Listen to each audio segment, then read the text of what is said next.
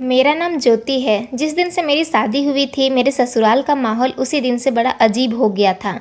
या फिर ये कहा जाए कि शादी के बाद मैंने अपने ससुराल के माहौल में बदलाव देखा था। मैं अपने पति से बहुत प्यार करती थी। घर के माहौल से मुझे अजीब से घुटन महसूस होने लगी थी। एक दिन मैं अपने मायका थोड़ा सा सुकून देने के लिए चली गई थी। सोचा कि कुछ दिन अपने मायके रह लूँगी तो मुझे आराम मिल जाएगा, मेरा माइंड फ्रेश हो जाएगा। मगर ऐसा नहीं हुआ था। मुझे आधी रात को ही बेचैनी शुरू हो गई थी। न जाने क्यों मुझे नींद नहीं आ रही थी। मेरा ससुराल मायके से ज़्यादा दूर नहीं था, इसलिए मैं आधी रात के समय ही अपने मम्मी पापा को बताकर कि मैं अपने ससुराल जा रही हूँ, मेरा यहाँ पर मन नहीं लग रहा है, मैं अपने ससुराल आ गई थी। मगर जैसे ही मैंने घर का दरवाज़ा खोलकर देखा तो मेरे पैरों तले से ज़मीन निकल गई थी, क्योंकि रात के इस समय हमारे घर में बहुत सारे लोग मौजूद थे। काफ़ी भीड़ भाड़ लगी हुई थी और मेरा पति उनके साथ। मेरे पापा मुझसे बहुत प्यार करते थे, मगर मम्मी का मूड मेरी तरफ से न जाने क्यों खराब रहता था। ऐसा नहीं था कि मेरी मम्मी मुझसे प्यार नहीं करती थी, मगर जब पापा मेरे साथ बैठते थे तब वो मुझे नफ़रत की नज़र से देखती थी। वो चाहती थी कि मैं अपने पापा से दूर रहा करूं, मगर वो ऐसा क्यों करती थी ये बात मैं आज तक समझ नहीं पाई थी। मुझे मम्मी की ऐसी हरकत पर बहुत गुस्सा आता था। जब मेरे पापा अपने ऑफिस से वापस आते थे तो मैं उनके पास बैठकर बातें किया करती थी, मगर मेरी मम्मी मुझे रोक दिया करती थी और मुझे डांट कर कमरे में भेजती थी। भला कोई माँ ऐसी भी हो सकती है जो अपने पिता को अपनी ही बेटी से अलग कर दे, मगर मेरी माँ ऐसी ही थी। वो यही चाहती थी कि मैं अपने पिता से दूर रहा करूं। मुझे मम्मी के ऐसे बिहेवियर से बहुत डर लगता था।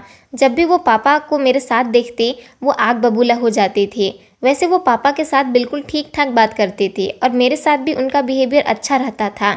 प्रॉब्लम उन्हें हर बार हम दोनों बाप बेटी के साथ होने पर होती थी। जब से मैंने होश संभाला था, मम्मी का ऐसा ही बिहेवियर देखती आ रही थी। मैं अपने कॉलेज जाती थी तो वहाँ की लड़कियों को मैंने कहते हुए सुना था कि उनके पापा उन्हें बहुत प्यार करते हैं, उन्हें शॉपिंग पर ले जाते हैं, उन्हें हर वीकेंड घुमाने के लिए ले जाते हैं। मगर मम्मी तो ये चाहती थी कि पापा जो भी करे वो सिर्फ उनके लिए ही करें, उनकी बेटी को कुछ न समझे और ना ही बेटी अपने पिता को मान सम्मान दे। मम्मी की सोच कैसी थी ये तो मैं नहीं जानती थी। हाँ, मगर मुझे इतना ज़रूर पता था कि मम्मी बेहद खुदगर्ज औरत थी, जो सिर्फ हमेशा पापा से अपना ही फ़ायदा लेना जानती थी। मेरे ददियाल वाले भी मेरे चाचा चाची, दादा दादी और मेरी एक बड़ी बुआ थी जो उम्र में मेरे पापा से बड़ी थी। इतने रिश्तेदार होते हुए भी पापा मम्मी से अलग रहा करती थी। ऐसा इसलिए था क्योंकि मेरी मम्मी किसी के साथ भी मिलकर रहना नहीं चाहती थी, उनका अकेला रहना ही पसंद था। यही वजह थी कि मेरे पापा ने उन्हें अलग से घर लेकर दे दिया था। पापा ने मुझे एक बार बताया था कि वो चोरी चुपके अपने रिश्तेदारों से मिलते हैं, क्योंकि वो मम्मी के सामने तो किसी से बात भी नहीं करते थे। मम्मी को इस बात का बहुत गुस्सा आता था। उन्हें मेरे पापा के दोस्तों और रिश्तेदारों से सख्त नफरत थी। पापा इतना सब कुछ हो जाने के बावजूद भी मम्मी को बहुत प्यार करते थे, उनकी बहुत इज्जत करते थे। जैसा वो कहती थी वैसा ही किया करते थे। रात को पापा मेरे लिए खामोशी से मम्मी से छुप कर बर्गर ले आते थे। मम्मी को ये बात पसंद नहीं थी कि वो मेरे लिए कुछ लेकर आए, इसलिए पापा खामोशी से बर्गर किचन के कबर्ड में रख दिया करते थे और मैं मम्मी की नज़र बचते ही वो खामोशी से निकाल कर अपने कमरे में ले आती थी और मज़े से खाती थी। मेरी पढ़ाई कंप्लीट होने वाली थी। मम्मी कहती थी कि वो मेरी शादी करना चाहती है, मगर अभी मैंने मम्मी को शादी से इनकार किया हुआ था। मैंने कहा था कि मैं अभी और पढ़ना चाहती हूँ, मगर मम्मी ने मुझे डांट दिया था और कहने लगी थी कि मैं अपनी तरह तुम्हारी ज़िंदगी बर्बाद नहीं करूँगी, वक्त रहते तुम शादी कर ही लो तो तुम्हारे लिए बेहतर होगा। हर बार मम्मी का यही डायलॉग होता था। वो हमेशा यही कहती थी कि उनकी ज़िंदगी बर्बाद हो गई है, लेकिन इस घर में आने के बाद तो उनकी हर डिमांड पूरी की जा रही थी। तो फिर वो ऐसा क्यों कहती थी? मेरे पापा के एक दोस्त थे जो काफ़ी पुराने थे। एक दो बार हम उनके यहाँ शादी में गए थे। मेरी मम्मी को उनके यहाँ शादी में जाना पसंद तो नहीं था, मगर पापा जिद करके मम्मी और मुझे उनके घर के फंक्शन में ले जाते थे। एक दिन वो हमारे घर आए थे और उन्होंने पापा मम्मी से अपने बेटे के लिए मेरा हाथ मांग लिया था। पापा ने उनका कोई जवाब तो नहीं दिया था, मगर पापा का कहना था कि एक बार मैं अपनी बेटी से उसकी मर्जी पूछ लूँ, मैं तभी इस रिश्ते के लिए हाँ कर सकता हूँ। मेरी बेटी की मर्जी हुई तभी ये शादी होगी, और अगर मेरी बेटी की मर्जी नहीं हुई तो मैं उसके साथ कोई जोर जबरदस्ती नहीं करूँगा। वो जब चाहेगी तब शादी होगी। उन लोगों के सामने मेरी मम्मी तो नहीं आई थी, मगर मेरी मम्मी कमरे में बैठी हुई मुझे बहुत गुस्सा कर रही थी। मैं ये बात तो नहीं जानती थी कि मेरा रिश्ता आया हुआ है, क्योंकि उस समय मैं कॉलेज गई हुई थी। लेकिन उन्हीं लोगों के सामने मैं घर में एंटर हो गई थी। मैंने देखा कि दूसरे वाले कमरे में मेहमानों की आवाज़ आ रही थी। मैं मम्मी के कमरे में उनसे मिलने के लिए गई। मम्मी से पूछा कि कौन मेहमान आए हैं। मम्मी ने जल्दी से मेरा हाथ पकड़ लिया और कहने लगी, तुम उस कमरे में मत जाना जहाँ पर मेहमान बैठे हुए हैं, वहाँ तुम्हारे पापा के दोस्त और उसकी पत्नी आई हुई है। मैंने कहा मम्मी, मगर हम लोग को उनके पास जाना चाहिए, उन लोगों से बातें करनी चाहिए। आखिर हमारे घर मेहमान आए हैं, मेहमानों के साथ तो कम से कम आप अच्छी तरह से बिहेव कर लिया करो मम्मी। मम्मी कहने लगी, बदतमीज़ लड़की, अब तुम मुझे सिखाओगी कि मुझे किसके साथ कैसे बिहेव करना है। मैंने कहा मम्मी, आप भी तो गलत बात करती हो। आखिर आपको पापा के फ्रेंड से क्या प्रॉब्लम है? उनकी वाइफ आई हुई है, आपके यहाँ इस कमरे में बैठने के बजाय उनके साथ होना चाहिए। मम्मी ने कहा, तुम खामोश रहो, जितना तुमसे कहा है उतना ही किया करो, तुम्हें उन लोगों के सामने जाने की कोई ज़रूरत नहीं है। मैंने मम्मी से कहा, मगर मैं फिर भी जाऊंगी, क्योंकि मैं नहीं चाहती कि मेरे पापा के मेहमानों की इंसल्ट हो। मम्मी ने मेरा हाथ पकड़ लिया और ज़बरदस्ती मुझे कमरे के अंदर बंद कर दिया। वो दरवाज़ा बाहर से बंद करके जा चुकी थी, मगर मैं बार बार चिल्ला रही थी कि आपको ऐसा नहीं करना चाहिए, ये आप बहुत गलत कर रही हो। न जाने आपको पापा और पापा के संबंधियों से क्या प्रॉब्लम रहती है, आप बिल्कुल भी अच्छी नहीं हो मम्मी। मम्मी ने मेरी एक न सुनी और वो अपने काम में बिजी हो चुकी थी।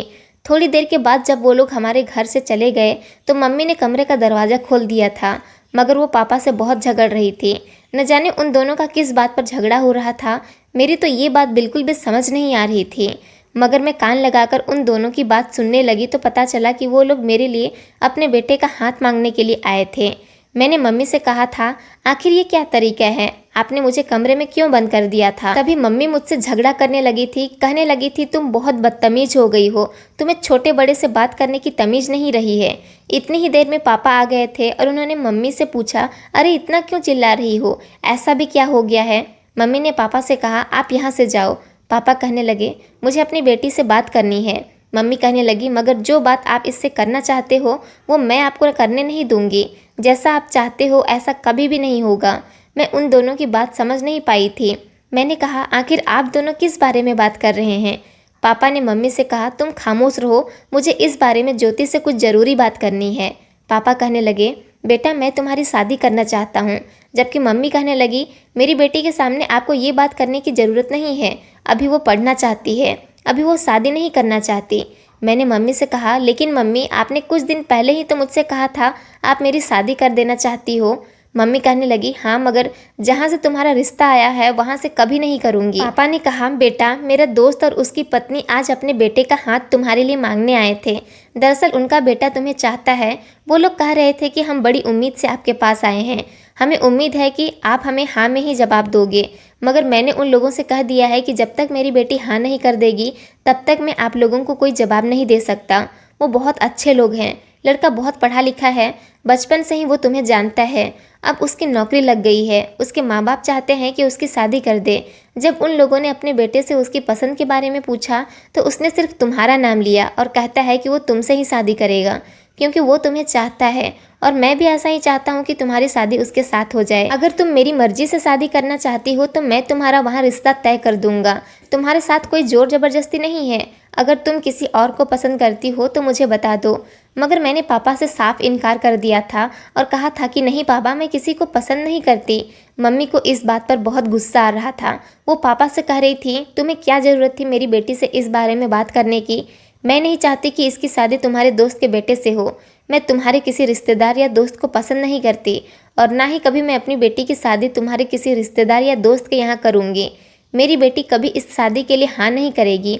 लेकिन पापा कहने लगे, ये तुम्हारी बेटी होने के साथ साथ मेरी भी बेटी है। मैं जानता हूँ कि ये ज़रूर इस रिश्ते के लिए हाँ कर देगी। इन दोनों ने फिर से आपस में बहस करनी शुरू कर दी थी। मैंने उन दोनों से चिल्लाकर कहा, शांत हो जाइए आप लोग। मैं बहुत परेशान हूँ क्योंकि कल मेरा कॉलेज में लास्ट डे है और मैं अपने कॉलेज के सारे दोस्तों से बिछड़ने वाली हूँ। मुझे इस बात का बेहद अफसोस है, लेकिन आप लोग हो लड़े जा रहे हो। मैं ये कहकर अपने कमरे से बाहर निकल आई थी और छत पर जाकर बैठ गई थी, क्योंकि मुझे अपने पेरेंट्स से बहुत परेशानी होने लगी थी। हमेशा वो लोग लड़ते रहते थे और हमेशा ही झगड़ा मम्मी की तरफ से स्टार्ट होता था। जब ये झगड़ा शांत हुआ तो रात को मम्मी के गहरे नींद में सो जाने के बाद पापा मुझसे बात करने के लिए आए थे। उन्होंने मुझसे कहा था, बेटा लड़का बहुत अच्छा है, तुम सोच समझकर मुझे जवाब दे दो ताकि मैं अपने दोस्त को जवाब दे सकूं। वो मुझे बार बार कॉल करके तुम्हारे जवाब के बारे में पूछ रहा है। मैंने कहा, पापा आप तो जानते हैं कि मम्मी इस रिश्ते से कितना नाराज़ है। सारी ज़िंदगी मम्मी और आपका झगड़ा इसी तरह चलता रहेगा अगर मैं आपके दोस्त के बेटे के साथ शादी कर ली तो। मैं नहीं चाहती कि हमारे घर का चैन सुकून खत्म हो जाए, क्योंकि मम्मी मेरी शादी के बाद बहुत हंगामा करेगी। इससे बेहतर यही होगा कि मुझे इस रिश्ते के लिए इनकार कर देना चाहिए। पापा कहने लगे, अगर तुम अपनी मम्मी की वजह से इनकार कर रही हो तो बहुत बड़ी गलती कर रही हो। वो लड़का तुम्हें बहुत चाहता है, तुम वहाँ बहुत खुश रहोगी। मैंने पापा से कहा, मगर ऐसी खुशियों का क्या फ़ायदा जो मुझे मेरी मम्मी के इनकार करने से मिले। मैं चाहती हूँ कि मेरी शादी मेरे मम्मी और पापा दोनों की मर्जी और खुशी के साथ हो। पापा कहने लगे, चलो ठीक है बेटा, जैसा तुम चाहती हो वैसा ही कर लेता हूँ। पापा ने लड़के वालों को कॉल करके उनसे इस रिश्ते के लिए इनकार कर दिया था। और जब मम्मी को पता चला कि पापा अपने दोस्त को इनकार कर चुके हैं तो मम्मी बहुत खुश हुई थी। अब घर में कुछ सुकून आया था। मम्मी पापा के झगड़े की आवाज़ आनी भी थोड़ी कम हो गई थी।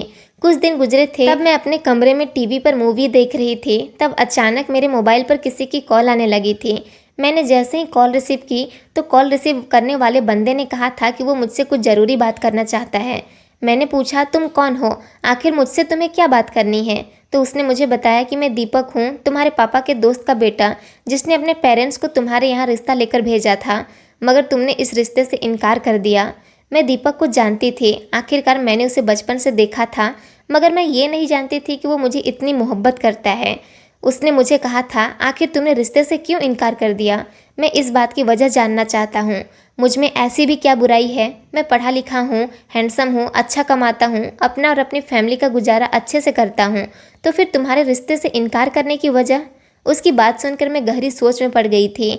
मेरे मुंह से शब्द नहीं निकल रहे थे कि मैं उसे क्या जवाब दूँ। उसके अंदर सच में कोई कमी नहीं थी, काफ़ी सारी क्वालिटीज़ थी। वो मुझे अपनी मोहब्बत का इजहार कर रहा था और बार बार रिक्वेस्ट कर रहा था कि प्लीज़ तुम इस रिश्ते के लिए हाँ कर दो। मैंने शुरू से ही तुम्हें पसंद किया है।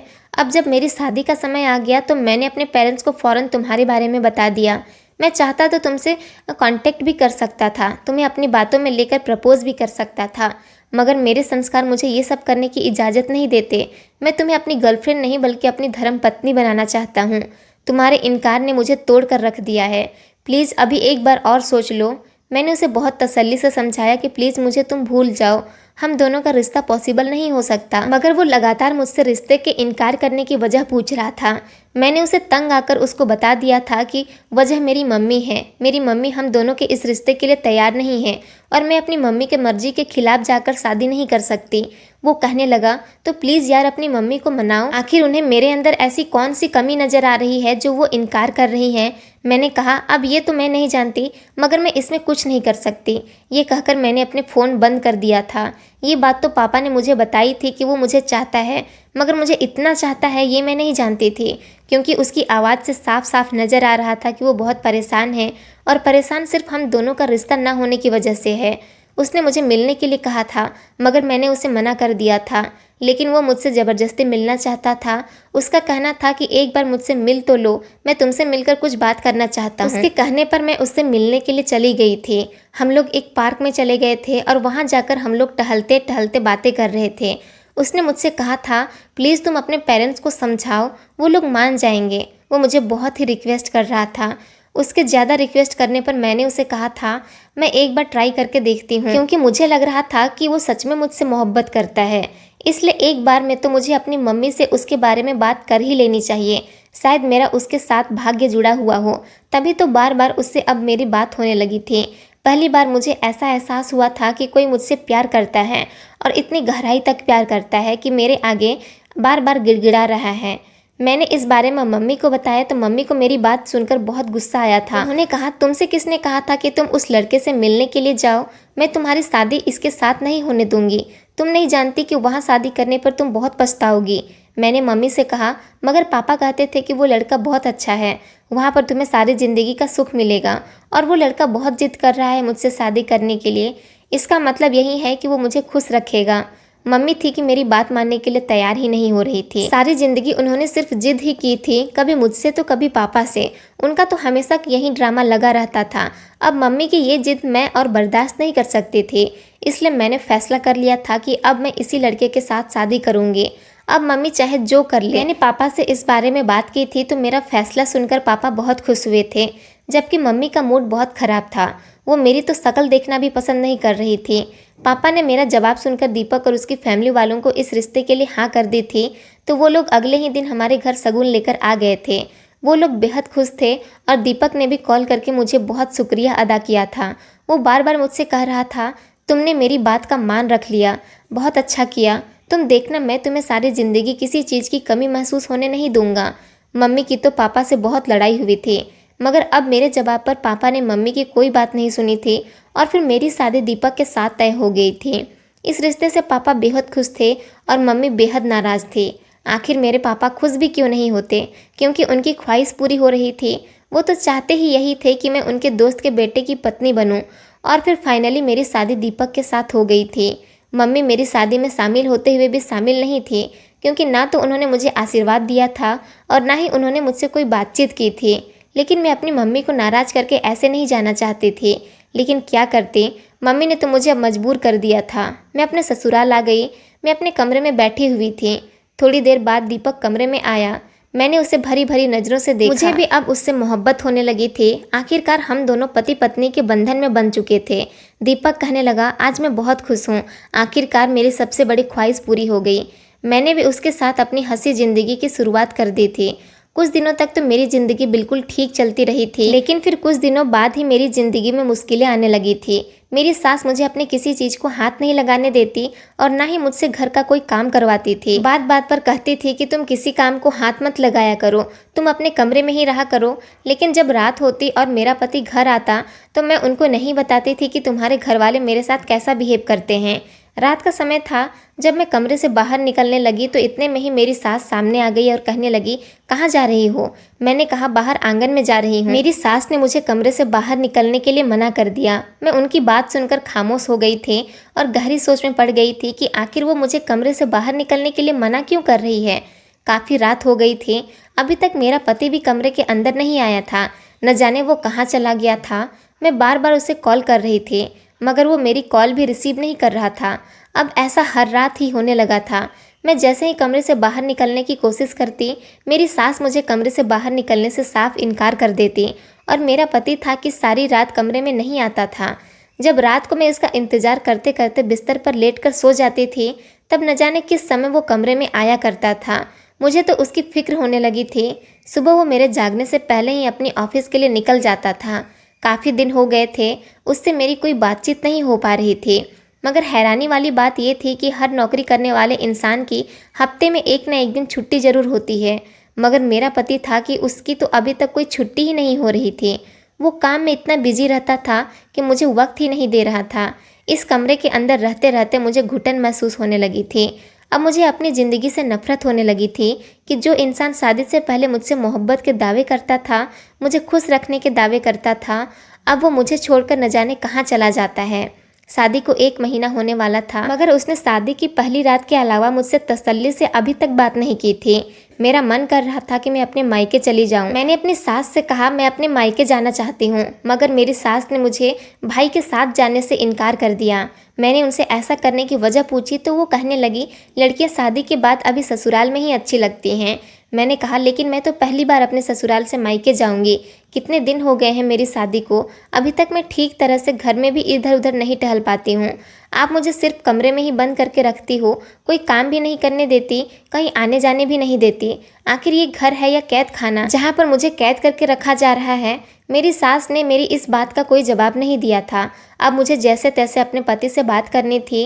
मैं सारी रात कमरे के अंदर बैठी हुई जागती रही थी और अपने पति का इंतजार कर रही थी। मैंने ठान लिया था जब तक मैं अपने पति से बात नहीं कर लेती तब तक मैं अपनी आंखें सोने के लिए बंद नहीं करूँगी। मेरा पति रात के 4 बजे कमरे के अंदर आया था। मैंने अपने पति से कहा, दीपक आखिर तुम क्या करते रहते हो, सारी सारी रात कहाँ गायब रहते हो, ये कोई वक्त है कमरे के अंदर आने का? तो वो कहने लगा, अरे तुम इतना क्यों भड़क रही हो, ऑफिस में नाइट ड्यूटी करता हूँ इसलिए देर हो गई। मैंने कहा, आखिर ऐसा भी कौन सा काम है जिसमें ना तो तुम्हें दिन में फुर्सत होती है और ना ही रात को फुर्सत होती है। मेरा पति मुझे समझाने की कोशिश करने लगा कि वो सच में ऑफिस में ही काम करता है, मगर मैं उसकी कोई बात को सुन ही नहीं रही थी। मैंने रोना शुरू कर दिया जब वो मुझे तसल्ली देने लगा और कहने लगा, ये तो और भी अच्छी बात है कि तुम्हें घर के कोई काम नहीं करने पड़ते। मेरी माँ चाहती है कि तुम आराम करो, इसलिए तुम्हें वो कोई काम करने नहीं देती। मैंने कहा, मगर वो मुझे कहीं आने जाने भी तो नहीं देती और मैं कमरे में बंद रहती हूँ। तो वो कहने लगा, हाँ तो तुम इस कमरे में रहकर आराम किया करो, तुम्हें बाहर निकलने की क्या ज़रूरत है। मुझे अपने पति पर गुस्सा आ गया था। मैं करवट बदलकर सो गई थी। मैं काफ़ी दिनों तक अपने पति से नाराज रही थी। अभी भी वो रात को गायब ही रहता था। एक रात मैं फिर से कमरे से बाहर निकलने की कोशिश करने लगी, लेकिन जैसे ही मैंने कमरे का दरवाज़ा खोला तो फिर से मेरी सास मेरे आगे आकर खड़ी हो गई थी। वो कहने लगी, चलो अंदर जाओ। मैंने कहा, नहीं, मैं अंदर नहीं जाऊंगी। मेरा इस कमरे के अंदर दम घुटता है। आपको तो पता है ना कि कितनी गर्मी हो रही है। मैं अब इस कमरे में और अपनी ज़िंदगी नहीं गुजार सकती। ये कहते हुए मैंने अपनी सास को आगे की तरफ धक्का दिया और 2-3 कदम आगे ही बढ़ी थी कि ये देखकर मेरे होश उड़ गए। घर में ढेर सारे लोग आए हुए थे। मेरी सास ने मुझे पकड़ा और फिर से पीछे की तरफ खींच लिया था। उन्होंने कहा, तुम ये क्या कर रही हो? मेरी मर्जी के बिना कमरे से बाहर क्यों निकल रही हो? मैंने अपनी सास से कहा, आखिर घर में हो क्या रहा है? इतने लोग क्यों आए हुए हैं? और ये लोग कौन हैं? मेरी सास कहने लगी, तुम्हें तुम्हारे सवालों के जवाब मिल जाएंगे, मगर अभी तुम कमरे के अंदर जाओ। मैं उनसे कहने लगी, मुझे कुछ तो बताइए, मगर उन्होंने मेरी एक न सुनी और जबरदस्ती मुझे कमरे के अंदर करके खुद ने कमरे का दरवाज़ा बाहर से बंद कर दिया। मैं तो इन सब लोगों से तंग आ चुकी थी। आखिर ये माँ बेटे क्या कर रहे थे? घर में इतने ढेर सारे लोगों का होना मुझे शक में डाल रहा था, क्योंकि मैंने अच्छी खासी भीड़ भाड़ देखी थी। काफ़ी दिन हो गए थे, मेरे मायके से भी कोई नहीं आया था। मुझे सब लोगों की बहुत याद आ रही थी। अब मुझे समझ आ रही थी कि मम्मी मुझे इस शादी से क्यों रोकती थी। पापा भी तो मुझसे मिलने नहीं आए थे, लेकिन अगले दिन मुझे पापा के बोलने की आवाज़ आ रही थी। मैं जैसे ही अपने कमरे से बाहर निकलकर पापा के पास गई तो पापा ने मुझे गले से लगा लिया था। मैंने उनसे शिकायत की थी कि आप इतने दिनों में क्यों आए हो? पापा कहने लगे, बेटा, हम तो काफ़ी दिनों से तुम्हारा इंतज़ार कर रहे थे। तुम्हारी नई नई शादी हुई है, तुम्हें दीपक के साथ हमारे घर आना चाहिए था। तभी मेरी सास कहने लगी, हाँ हाँ भाई साहब, दीपक और ज्योति आपके घर जरूर आएंगे। मैंने कहा, पापा, मेरा बहुत मन घबरा रहा है, प्लीज़ आप मुझे अपने साथ लेकर घर चलो। पापा कहने लगे, हाँ बेटा, मैं तुम्हें लेने के लिए ही आया हूँ। मेरी सास न जाने क्यों पापा से इनकार करने लगी कि बहू अभी कहीं नहीं जाएगी, मगर मैं पापा से जिद करने लगी, मुझे आपके साथ ही जाना है।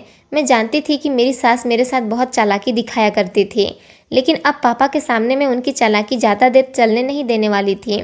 मैं अपने कमरे में आ गई थी और मैंने जल्दी से अपने थोड़े से कपड़े बैग में पैक कर लिए थे, क्योंकि मैं काफ़ी समय बाद अपने मायके जा रही थी।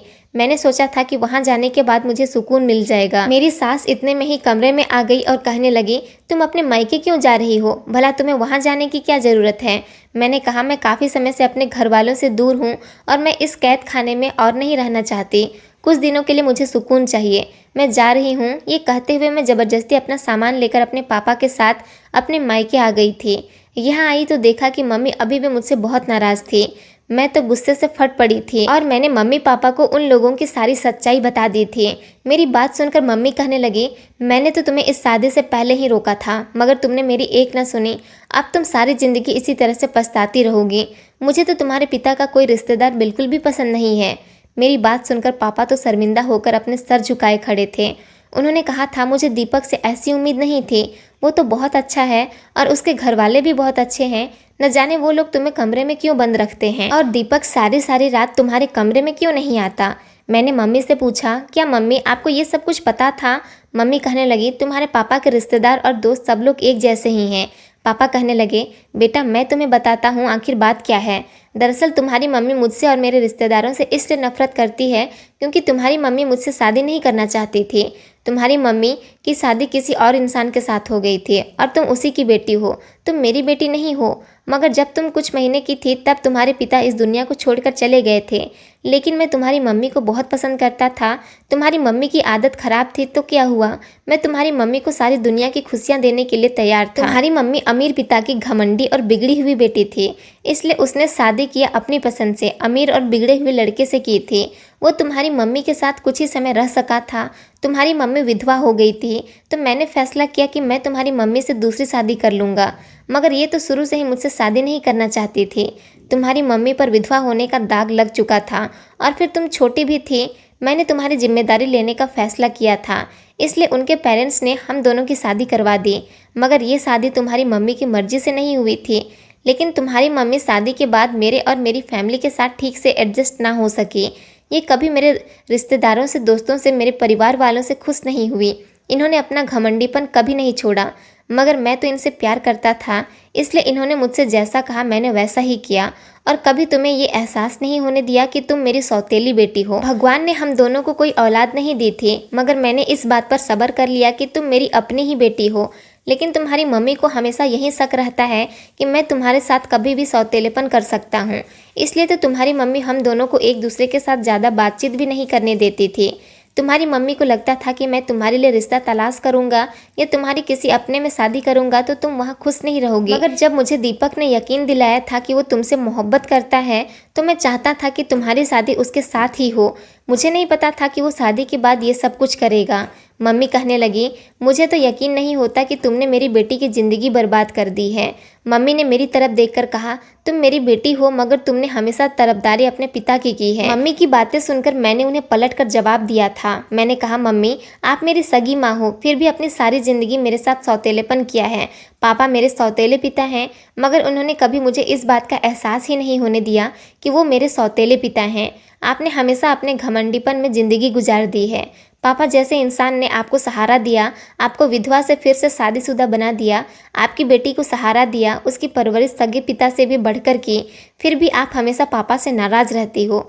मम्मी कहने लगी, मैं इस इंसान से शादी नहीं करना चाहती थी, तो फिर इसने मुझसे ज़बरदस्ती शादी क्यों की?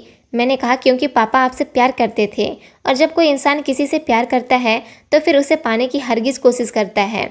मम्मी ने मेरी बात का जवाब दिया, अगर यही बात है तो दीपक भी तो तुमसे प्यार करता था, अब शादी के बाद वो तुम्हारे साथ ऐसा क्यों कर रहा है? मम्मी की बात सुनकर मुझे खामोश होना पड़ गया था, क्योंकि ये तो मैं भी नहीं जानती थी कि वो मेरे साथ ऐसा क्यों कर रहा है। मैं बड़ी बेचैन हो रही थी। मैंने सोचा था यहाँ आने के बाद मुझे सुकून मिल जाएगा, मगर यहाँ तो मैं और ज़्यादा उलझ कर रह गई थी। आधी रात का समय था जब मुझे नींद नहीं आ रही थी। मैंने सोचा कि मैं वापस अपने घर चली जाती हूँ। मम्मी पापा को बताकर मैं अपने ससुराल आ गई थी। उन लोगों ने मुझे आने से रोका भी था। पापा कह रहे थे कि वो मेरे सास ससुर से बात करेंगे, मगर मैंने उनकी एक न सुने। मैं अपने ससुराल के दरवाजे पर आ गई थी। जैसे ही मैं मेन गेट खोलकर अंदर आई तो ये देखकर मेरे पैरों तले से ज़मीन निकल गई थी कि घर में ढेर सारी भीड़ लगी हुई थी। कुछ लोग खड़े हुए थे तो कुछ लोग ज़मीन में बैठे हुए थे, और इन सबके बीच जो इंसान बैठा था उसे देखकर तो मेरी आंखें फटी की फटी रह गई थी। ये इंसान कोई और नहीं बल्कि मेरा पति था, जो कि नॉर्मल रूप में नहीं था। उसने बाबाओं के कपड़े पहने हुए थे और वो न जाने लोगों पर क्या झाड़ फूंक कर रहा था। आखिर मेरा पति ये क्या कर रहा था? कुछ लोग तो उससे आशीर्वाद ले रहे थे, जबकि कुछ लोग उसके सामने सर झुकाकर उसके आगे हाथ जोड़ रहे थे। मैं ये सब कुछ देखकर अपने होश खो बैठी थी। जब मैं धीरे धीरे चलते हुए घर के अंदर गई तो मेरे पति, ससुर और सास सब लोगों ने मुझे देख लिया था। मैं भागकर अपने कमरे की तरफ चली गई। कमरे में जाने के बाद काफ़ी देर तक मैं खुद को संभालने की कोशिश करती रही कि आखिर मेरा पति कौन है, इसके लोग इतने दीवाने हो रहे हैं, उसे इतनी अहमियत क्यों दे रहे हैं। तभी मेरा पति कमरे के अंदर आ गया। आज वो मेरे सामने जिस रूप में खड़ा हुआ था, उस रूप में उसे देखकर मुझे अपनी आंखों पर विश्वास नहीं हो रहा था कि ये दीपक ही है या फिर कोई और इंसान है। मैंने दीपक से कहा, दीपक आखिर ये सब कुछ क्या हो रहा है? दीपक धीरे धीरे मेरे करीब आने लगा। मुझसे कहने लगा, एक बार मेरी बात तो सुनो। मगर मैंने उससे कहा, तुम मुझसे दूर रहो, मुझे बताओ ये सब कुछ क्या हो रहा है? बाहर इतने लोग इकट्ठा क्यों हैं और तुमने अपना ये क्या हुलिया बनाया हुआ है? दीपक कहने लगा, शांत हो जाओ ज्योति, तसल्ली से मेरी बात सुनो, मैं तुम्हें सब कुछ बता दूंगा। अब मैं तुमसे कुछ भी नहीं छुपाऊंगा। मेरे सास ससुर भी कमरे में आ गए थे। उन्होंने भी मुझे शांत रहने के लिए कहा था। फिर मैंने तसल्ली से अपने पति की बात सुनी, जो मुझे काफ़ी देर तक कुछ बताना चाह रहा था। मेरा पति कहने लगा, ज्योति मैं तो तुमसे पहले से ही बहुत प्यार करता हूँ, मगर मैं क्या करता। अपनी पढ़ाई पूरी होने के बाद मैंने काफ़ी जगह नौकरी के लिए ट्राई किया था, मगर मेरी नौकरी नहीं लग पा रही थी। मैं बहुत परेशान हो गया था। आखिर कब तक मैं अपने पिता की कमाई पर अपनी ज़िंदगी गुजारता। जब मैं नौकरी न मिलने पर धक्के खा खाकर थक गया तो एक दिन मैंने देखा, एक बाबा को देखा था जो लोगों को बेवकूफ़ बनाकर उनका इलाज कर रहे थे। उनसे कह रहे थे कि 7 दिन तक तुम्हें मेरा दिया हुआ ये पानी पीना है, इससे तुम्हारे शरीर की बीमारियां दूर हो जाएंगी। एक बार तो मैंने देखा था, उस बाबा ने किसी लड़की को कहा था, अपनी बेटी को मेरे पास लेकर आना, मैं तुम्हें एक ऐसा ताबीज़ दूंगा, तुम्हारी बेटी उसे 11 दिन पहनेगी तो उसकी शादी हो जाएगी। आखिर ये हमारा समाज किस तरफ को जा रहा था कि एक ऐसा इंसान जो ना कोई जादूगर है और ना ही कोई ऐसा डॉक्टर जो अपनी दवाइयों से लोगों को ठीक कर दे। ये लोग अपना बिजनेस इसी तरह से कर रहे थे। लोगों को अपनी बातों में ले लेकर उन्हें बेवकूफ़ बनाते थे और उनसे पैसे वसूल लिया करते थे। मैंने देखा था कि बाबा का कारोबार ऐसे लोगों से बहुत अच्छा चल रहा था। मैंने दिमाग लगाया कि मेरा सेंस ऑफ ह्यूमर तो इस बाबा से भी बहुत अच्छा है। मेरे अंदर एक ऐसी क्वालिटी है, मैं इंसान को छू कर बता देता हूँ कि आखिर उसे क्या परेशानी है। भले ही मैं उस चीज़ का इलाज नहीं करता, क्योंकि मैं कोई डॉक्टर या वैद्य नहीं हूँ। मैंने सोचा कि क्यों ना मैं भी अपने इस टैलेंट से पैसा कमाऊँ। मैंने एक दो बार लोगों पर अपना ये टैलेंट इस्तेमाल किया तो फिर मेरा तीर बिल्कुल निशाने पर जाकर लगा था। लोग मेरे दीवाने हो रहे थे। मैंने लोगों से कहा था कि कितनी ही परेशानी क्यों न हो, किसी को भी मैं उसकी हर परेशानी चुटकियों में हल कर सकता हूँ। एक औरत मेरे पास अपनी बहू को लेकर आई थी। उसने कहा था, अगर तुम मेरी बहू को पेट में बेटा है या बेटी ये मुझे बता दोगे तो मैं तुम्हें तुम्हारी मुंहमांगी कीमत दूंगी। मैंने उसे अपने अंदाज से बता दिया था कि उसके पेट में बेटा है। ये खबर सुनकर वो फूले नहीं समा रही थी, लेकिन जब उसने बच्चे को जन्म दिया तो उसके यहाँ बेटा ही पैदा हुआ था। वो औरत मुझे ढेर सारे पैसे दे गई थी और तभी से मैंने अपने इस बिज़नेस की शुरुआत कर ली थी। सुबह के समय मैं बाज़ार में छोटा सा टेंट लगाकर वहाँ बैठता हूँ और वहाँ पर ढेर सारे लोग मेरे पास इलाज करवाने के लिए आते हैं। कभी मैं किसी को पानी दे देता हूँ तो कभी किसी को तेल दे देता हूँ और कहता हूँ कि इसका सुबह शाम सेवन करना है, तो कभी किसी को कोई ताबीज़ बनाकर दे देता हूँ। मैंने भी इसी तरह से बिजनेस अपना स्टार्ट कर लिया। रात को अपनी दुकान से वापस आने के बाद मैं यहाँ घर में भी लोगों को बुलाने लगा हूँ, क्योंकि रात भर भी मेरे पास बहुत सारे लोग आते हैं जिन्हें अपना कोई ना कोई काम मुझसे करवाना होता है। मैंने अपने इस काम के बारे में जब अपने पेरेंट्स को बताया था तो वो इन लोगों ने मुझे ये काम करने की परमिशन दे दी थी, क्योंकि इसी काम से मेरे पास ढेर सारे पैसे आने लगे थे। मम्मी पापा का ये कहना था, अगर इस काम से तुम्हारे पास पैसे आते हैं तो फिर ये काम में कोई बुराई नहीं है। यही वजह है कि शादी होने के बाद हम लोग तुमसे ये बात छुपा रहे थे। रात के टाइम पर मैं अपने आंगन में बैठकर लोगों का इलाज करता हूँ और काफ़ी संख्या में लोग मेरे पास आते हैं। तुम्हें इस बारे में पता न चल जाए इसलिए तुमसे काफ़ी समय तक ये बात छुपाई गई। तुम्हें कमरे से बाहर भी इसीलिए नहीं निकलने दिया जा रहा था, क्योंकि अगर मैं तुम्हें पहले ये सब कुछ बता देता तो तुम कभी भी मुझसे शादी न करते। आखिरकार तुम पढ़ी लिखी लड़की हो और पढ़े लिखे लोग कभी इन मनगढ़ंत बातों पर विश्वास नहीं करते। तुम मुझे ढोंगी समझती या फिर एक ऐसा इंसान समझती जो लोगों को बेवकूफ़ बनाता है। अगर मैं क्या करूं, जब इस दुनिया में लोग सीधे तरीके से किसी इंसान को पैसा कमाने नहीं देते तो फिर उसे अपने हिसाब से ही पैसा कमाने के लिए कुछ न कुछ देखना पड़ता है। सारी रात मैं लोगों का इलाज करता हूँ और फिर सुबह के समय अपने कपड़े बदलने के बाद कमरे में आता हूँ। मुझे माफ़ कर देना, मैं तुमसे ये बात छुपाई, मगर मैं क्या करूँ, मैं मेहनत करके पैसा कमाना चाहता था। मेरे सास ससुर ने भी मुझे यही कहा था, बेटा तुम्हारा पति कुछ गलत नहीं करता, तुम्हें डरने की ज़रूरत नहीं है। मैंने दीपक से कहा था, लेकिन दीपक सारी ज़िंदगी तो तुम इस तरह से पैसा नहीं कमा सकते ना। मैंने तुम्हारी बात पर यकीन कर लिया है, मगर क्या तुम जानते हो कि जब हमारे बच्चे होंगे और उनको समझ बूझ आ जाएगी तो वो तुम्हारी इन बातों पर यकीन करेंगे। तुमने ये कैसे सोच लिया कि तुम इस काम से सारी ज़िंदगी अपना बिजनेस चला सकते हो? हम दोनों पढ़े लिखे हैं, तुम्हें नौकरी नहीं मिल रही तो क्या हुआ, मैं नौकरी कर सकती हूँ, तुम कोई और काम कर लो, इस काम को छोड़ दो। इस तरह भी हमारी ज़िंदगी गुजर सकती है। मुझे तो आज तुम्हें इस तरह देखकर बहुत शर्मिंदगी महसूस हुई है। मैं नहीं चाहती कि आगे चलकर हमारे बच्चों को भी लोगों के सामने शर्मिंदगी महसूस हो। प्लीज़ ये काम छोड़ दो, ये काम ठीक नहीं है। तुम्हें जितना पैसा कमाना था तुमने कमा लिया, अब मैं तुम्हारी ज़िंदगी में आ गई हूँ तो फिर तुम्हें क्या ज़रूरत है इस काम को करने की। रही बात तुम्हारी नौकरी की, तो तुम्हारी नौकरी का बंदोबस्त मैं करके दूंगी। हम दोनों मिलकर नौकरी करेंगे, मेहनत से पैसा कमाएंगे, अपनी ज़िंदगी को मेहनत और ईमानदारी से चलाएंगे। दीपक को लगा था कि मैं अभी भी उस पर गुस्सा करूंगी, मगर उसने मुझे वक्त आने पर सब कुछ बता दिया था। अब उस पर गुस्सा करने से कोई फ़ायदा नहीं था। मैंने दीपक को बोल दिया था, अगर तुम ये काम छोड़ देते हो तो मैं तुम्हारे साथ रहूंगी, वरना मैं तुम्हारे साथ नहीं रहूंगी, मैं अपने मायके चली जाऊंगी। दीपक इस बात से डर गया था और उसने कहा था, जैसा तुम कहोगी मैं वैसा ही करूंगा। शायद पहले दीपक की किस्मत खराब थी, लाख नौकरी ढूंढने के बावजूद भी उसकी नौकरी नहीं लग रही थी। लेकिन फिर हम दोनों पति पत्नी ने एक ऐसी फैक्ट्री में नौकरी करना शुरू कर दिया था जहां पर हम दोनों पति पत्नी को फैक्ट्री के अलग अलग हिस्से का मैनेजर बना दिया गया था। धीरे धीरे दीपक ने बाबा बनकर पैसा कमाना भी बंद कर दिया था और फिर वो मेरे साथ नौकरी करने लगा। जब ये बात मेरे मम्मी पापा को पता चली तो वो लोग शॉक्ड रह गए थे। मम्मी जो दीपक को बहुत बुरा समझते थे, अब उनके दिल में दीपक के लिए इज्जत बढ़ गई थी, क्योंकि दीपक मुझे हर हाल में खुश रख रहा था। मैं अब दीपक के घर में बहुत खुश थी। उसकी मम्मी ने मुझसे माफ़ी मांग ली थी और वो कहती थी कि बेटा मैं तुम्हें कमरे से बाहर आने के लिए सिर्फ इसलिए रोकती थी कि तुम्हें दीपक की सच्चाई ना पता चल जाए। मगर अब वो मुझे मेरी मम्मी से भी ज़्यादा प्यार करती थी और मुझे मेरे मायके वो इसलिए नहीं जाने देती थी कि कहीं मैं उनके बिहेवियर की शिकायत अपने पेरेंट्स से ना कर दूँ, मगर मैं तो ऐसा कर चुकी थी। वक्त आने पर धीरे धीरे सब कुछ ठीक हो गया था। मम्मी के दिल में पापा के लिए भी अपने आप जगह बनने लगी थी, क्योंकि मम्मी ये बात समझ गई थी कि जो इंसान किसी दूसरे इंसान से मोहब्बत करता है और वो उसके लिए इतना सब कुछ करता है, तो सामने वाले इंसान को भी अपना दिल बड़ा कर लेना चाहिए। और मम्मी ने तो पापा की एक गलती को अपने दिल से लगाकर सारी ज़िंदगी उनसे हमेशा लड़ाई झगड़ा ही किया था। मगर अब मम्मी धीरे धीरे ठीक होती जा रही थी। मेरी ज़िंदगी भी दीपक के साथ अच्छी गुजर रही है। कभी कभी इंसान गलत फहमियों का शिकार होकर अपने घर को आग लगा देता है, मगर मैं बहुत सोच विचार से चलने वाली लड़की थी। मैंने दीपक को मौका दिया था कि वो सुधर जाए। अगर दीपक नहीं सुधरता तो शायद मैं आज उसके साथ नहीं होती, लेकिन दीपक ने हमेशा मेरा कहना माना। यही मेरे पापा ने किया था, उनसे गलती हुई थी। उन्होंने मम्मी की मर्जी जाने बिना ही उनके साथ शादी कर ली थी, मगर मम्मी ये नहीं जानती थी कि पापा उनसे कितना प्यार करते थे। मम्मी ने पापा को उनकी एक गलती की सज़ा सारी ज़िंदगी दी थी, और इतना समय गुजर जाने के बाद फाइनली उन्हें पापा की मोहब्बत का एहसास हो गया था। दोस्तों, उम्मीद करती हूँ आपको हमारी कहानी पसंद आई होगी। कहानी पसंद आई है तो वीडियो को लाइक करें, चैनल पर नए हैं तो चैनल को सब्सक्राइब करें, और हाँ, नोटिफिकेशन बेल को ज़रूर दबाएं ताकि अगली अपडेट सबसे पहले आपको मिले। धन्यवाद दोस्तों।